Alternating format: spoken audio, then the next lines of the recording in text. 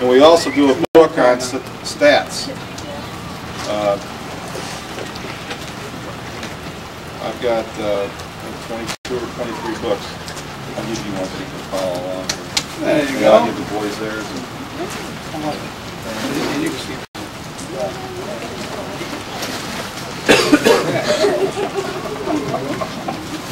You want to watch? Look at it.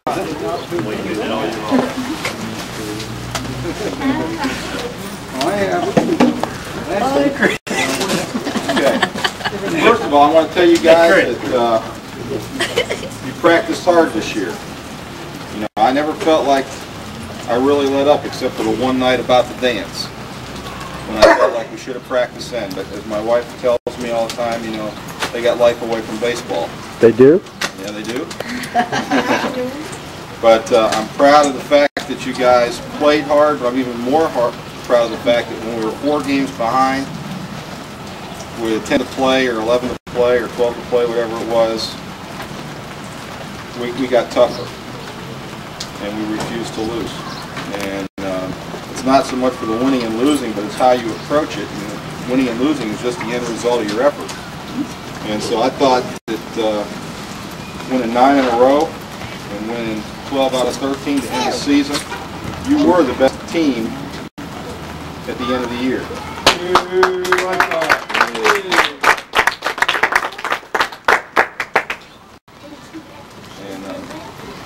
And so we'll start with awards, and they're not in any particular order. Okay. Each year, the awards are strictly done by me. So if there's any criticism, I guess I get it. But I don't ask anybody's input, because if you ask one, you should ask quite a few, and then if you ask quite a few, you got 12 different ideas, and I can't do it on that basis. But I thought for the top infielder of the year, there was only one player that played his position in the infield almost every game. And that was Matt Epperson. Come on up here, Matt. All right, Matt. There you go, Matt. It says Matt Pepper Epperson, top infielder, 1995 White Sox. Way to go, Pepper Epperson. Matt had 21 assists from third base. I don't know exactly how that compares with past years. I didn't go back and check. Hey, Mary Jo, come here a minute. 15. But I mean, there was a lot of big plays in that 21 assists, and they all came from third base. There was some people had more assists, but they were scattered from pitcher's This mound. thing has got the fade button flashing and the MF button flashing. What's that stand for? And third base is a tough position to play. Oh, I in Little thought you League, knew about this now. because what usually comes at you, you don't have time to react to usually. It's either a dribbler or a shot. Nothing in between usually. And you did a good job, Matt. It's a good year, buddy. Here's your book.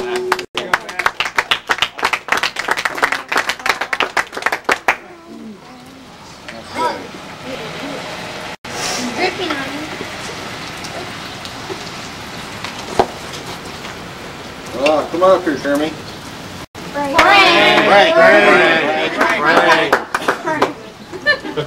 Frank. Frank. You'll never be forgotten. Okay, here, you hold that. It says Jeremy Wilson, top hitter. Yo! When somebody hits 300 on this team, they get a top hitter award. And Jeremy is the first 9-year-old that I've had in 3 years that's hit over 300. Jeremy hit 368. Damn. He was up 25 times. He had 19 official at-bats because he had 6 walks, had 7 hits, including a single and a double, had an on-base percentage of .520. Outstanding. Just absolutely outstanding. Good year. How many hits did he have with 2 strikes this year, though? I don't know. Unfortunately, I don't keep that stat. Yeah. Yeah, game winners, game savers. Come on up here, Matt Ellis.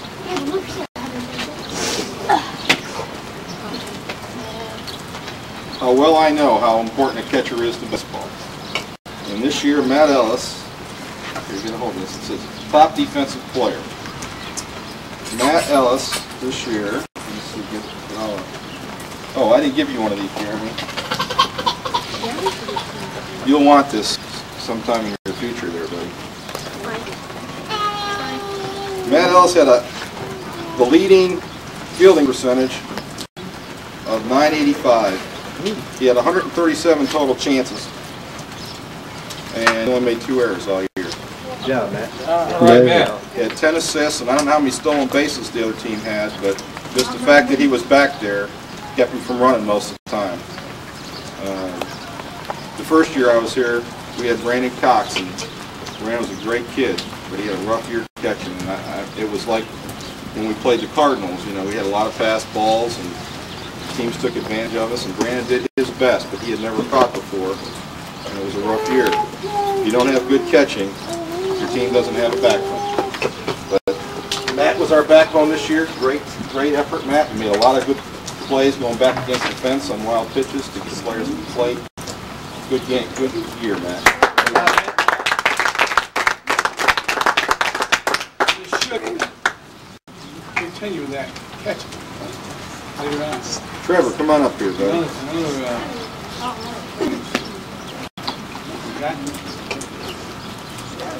Tools. Okay. Trevor Kidd says Future Star Award. Now, that is sometimes based partially on potential, but it's also based on some of the things Trevor's done. I don't know if you all realize, but Trevor pitched in 4 different games this year, 5 in the 3rd innings, and nobody got a hit off. Never gave up a hit. And the reason why I put Future Star Award is because next year Trevor will be to this team what Kevin or Kelly was this year. You know, he'll be the one that the younger guys next year will turn to rely on. He'll be your main pitcher, or one of the main pitchers. And Trevor certainly has the potential. I don't know any 11-year-old that's coming back next year that has the potential to throw as hard as Trevor does and can already throw a curveball. And I attribute that a lot to Steve Gillespie and Kevin, who for hours on end would go over and work with the pitchers during practice. And Steve's got bad knees probably because of it, right, Steve? Yeah. Probably took a few off the shin. And, but Trevor's going to having an outstanding year next year, and he got several hits towards the end of the season, right? Started to hit towards the end. And now Trevor's going to play select, right, Kevin? He's going to have a great select. Look.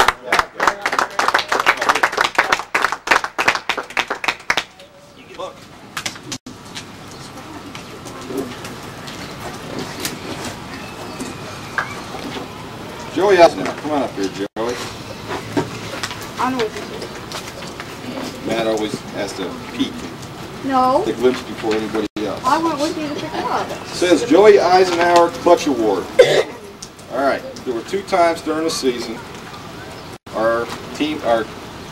the chance to catch the Dodgers were on the line. One of them was the second Cardinal game, and the other one was the Oriole game. And both times Joey led off in extra innings and came through. And for that reason, we give Joey the Clutch Award.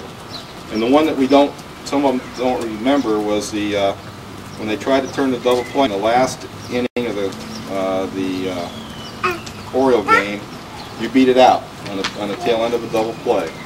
You know, you hustled and you beat it out, and we scored a tying run, and then you led off the next inning, I think, and or with 1 out, and got a base hit and to hold it short to get us on base and scored the winning run. So for that reason, Joey gets the Clutch Award of the year. For those of you who don't remember, Evan Ramsey got it 2 years ago for 2 clutch hits against the Pirates and somebody else. But no, that was 2 years ago. You got it last year for your hit against the Braves. So, but anyway, Joe, good job. You really did well the last half of the year, buddy. Good job.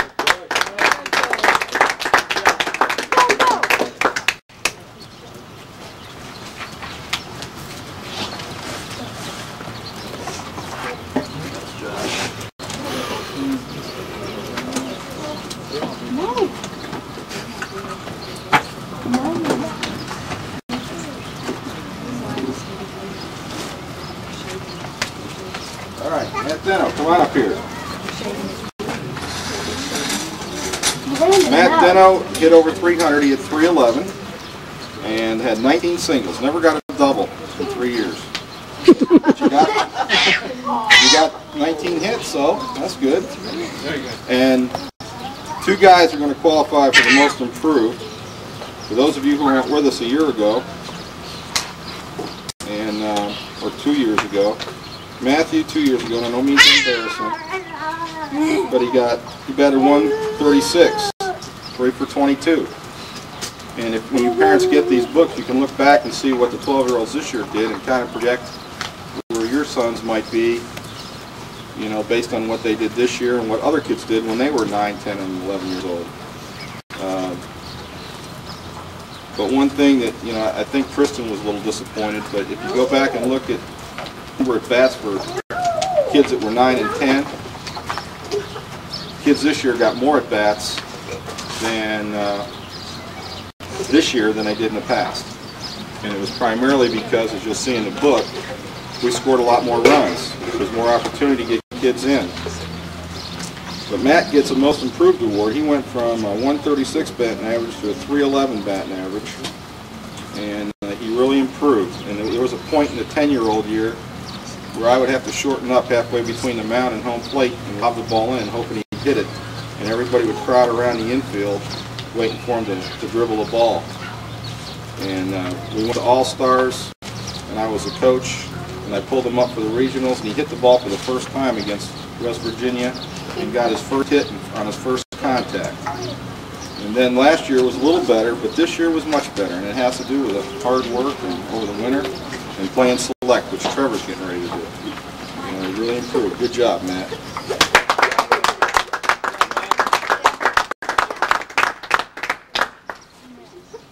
Okay.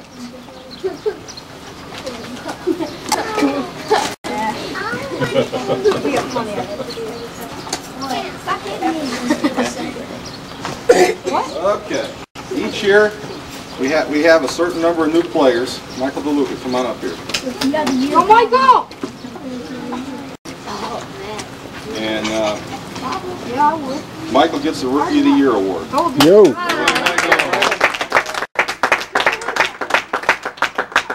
And Michael was the most polished kid I think I ever had as far as being ready to play when he got here. In the 3 years I've been here, I mean, he could go back on a fly ball. He had good infield and outfield fundamentals already. Got a good basic swing. The only thing you need to do is grow, and it's time to take care of that. You had a great year, Michael. Let me see. He only batted 175, but that's great for who we faced. We faced Joey Wilson 3 times, Rodriguez twice, Will Edwards 4 times, Brian Helm 3 times, and out of 45 at bats, he only struck out 12 times as a 9-year-old. I think that's phenomenal. And you had a good year, Michael, and I always will remember, and you can read about it in here, because the catch against the Cardinals, and when we were struggling to try to stay with them, you made a great catch.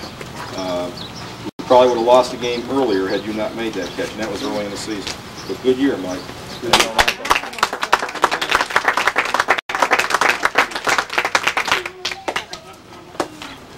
Okay.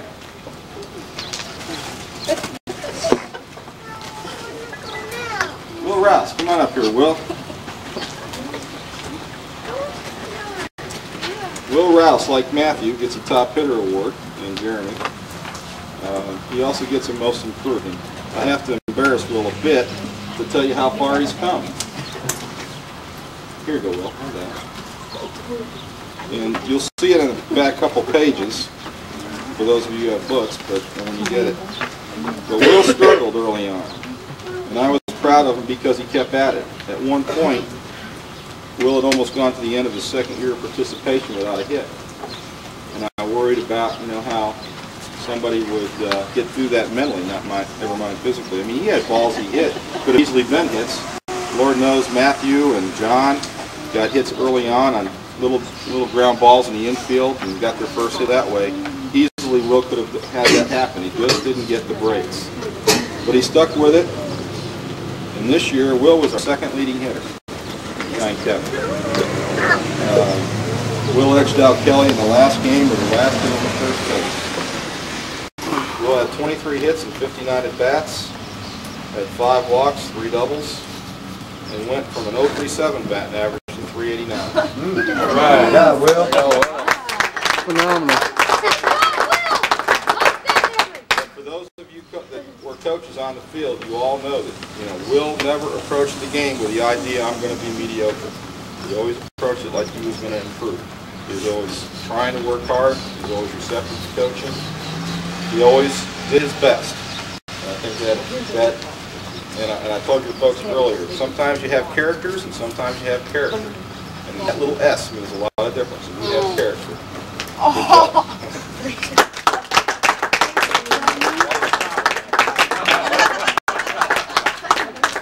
Hopefully you'll see it on tape. Man, he got my book already.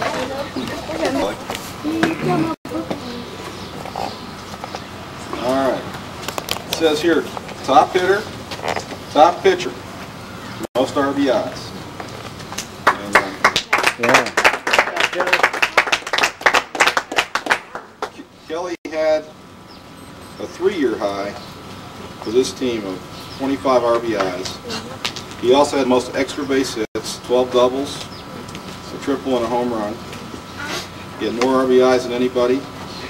He also had a career batting average of about 385 and for 2 years.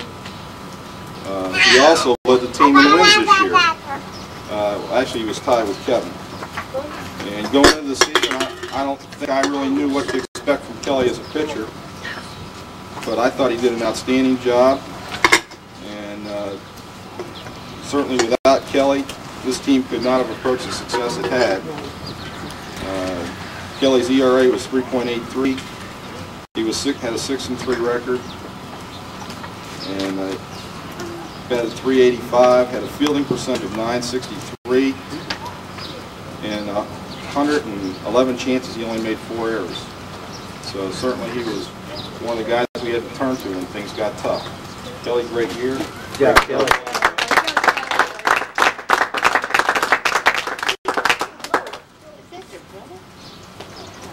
Ashley, you'd have hit 400. Here she is. You'd hit 400. I saw you play.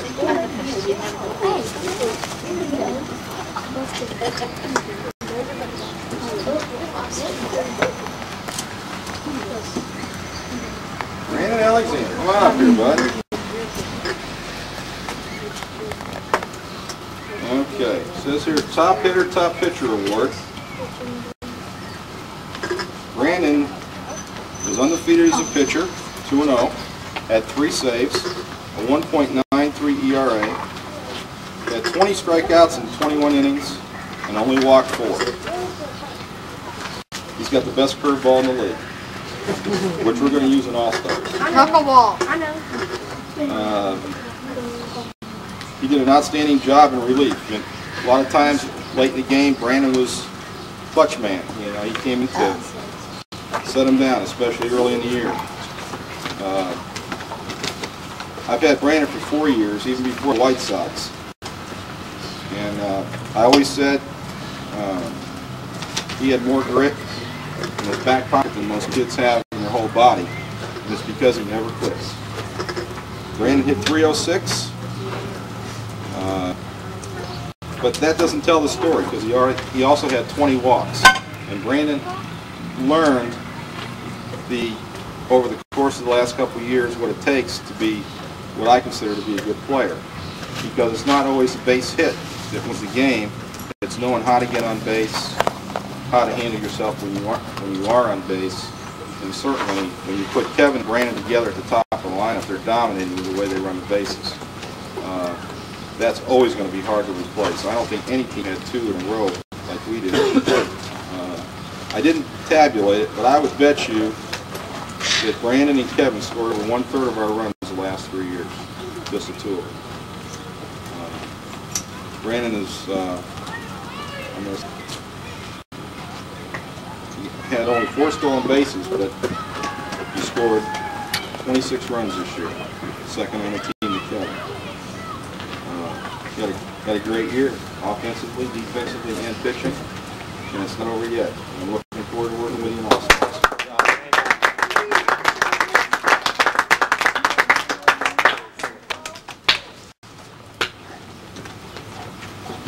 Okay.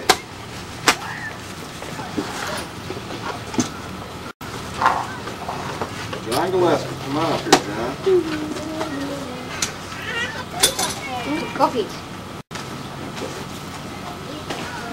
It says top on base percentage team leader, John Gillespie. And Matthew said to me this morning, he says, you don't have a hustle award, coach. And I sometimes felt like that's kind of like when somebody asks you if you had a date, and or you're going on a blind date, and they say, well, she's a real nice girl or something like that. You know, it really didn't, you know, it didn't have a zip. But a hustle award is important. And it doesn't say it, John, but if I had to give one, it would be yours. And I believe that next year you will be the team leader. And you had an on-base percentage of 525, and I'm not going to strap anybody's hands, but I think, you know, you're an outstanding candidate for a leadoff man because you also have learned the importance of being selective at the plate with what you swing at, and you really improved. John just barely missed getting the top hitter award, which I'm sure he'll get next year.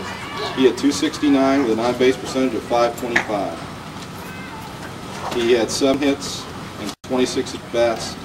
With 14 walks, he had 40 total at-bats. And I think we saw late in the year, he was a heck of a good first baseman, too. John, you had a great year, and it's going to even be a better summer. Good job.